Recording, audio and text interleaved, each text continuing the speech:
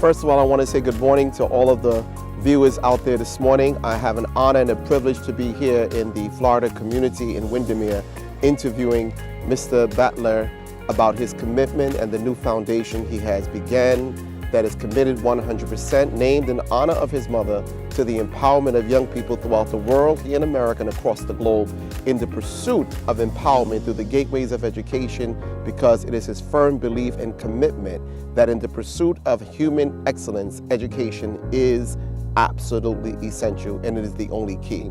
I was born in the late 30s and went to school in the 40s and 50s in Pakistan after the partition was done. Came to Pakistan in 1948. Yes, sir. And I'm from a business community, and they've been in business for the last 500-600 years.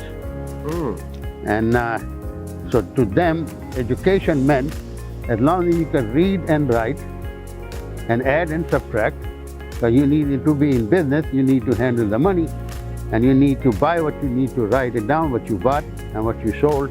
You got to keep record of those things. Yes, sir. We were very poor, didn't have enough money. Sometime we didn't even have money for food, because I remember that when my father used to get upset with my mother because she didn't have the food. But she paid that money for my education. So your mother would take the money for the food to spend it on your education. Wow. So the reason you named this foundation in honor of your mother is because in her younger years, she understood the importance of education and accepted the abuse that came as a result of not putting the food on the table. That we need to educate young people.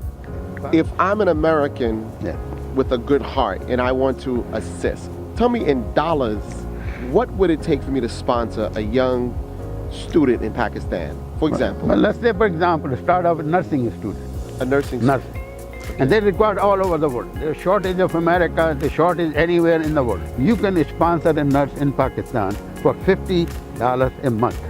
So for $50 a month, for 48 months, you can spend $50 a month and pay for a person to go to school go to to become a nurse. Indus. I'm sponsoring 25 people up there at this point.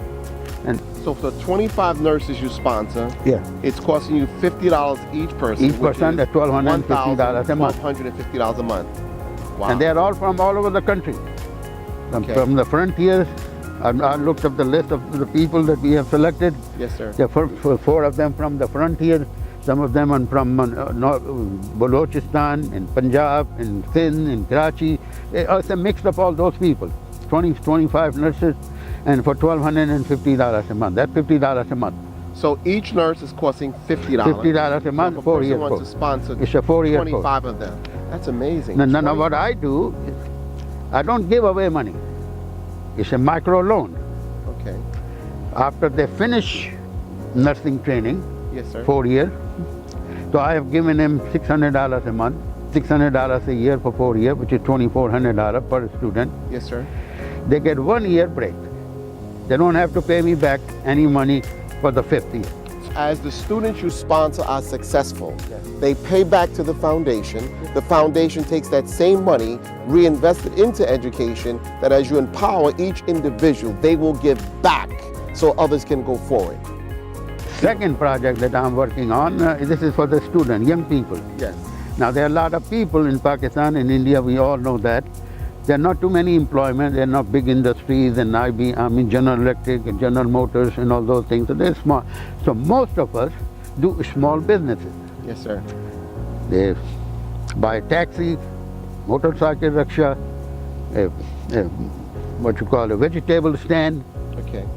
So these are the things, they open small businesses.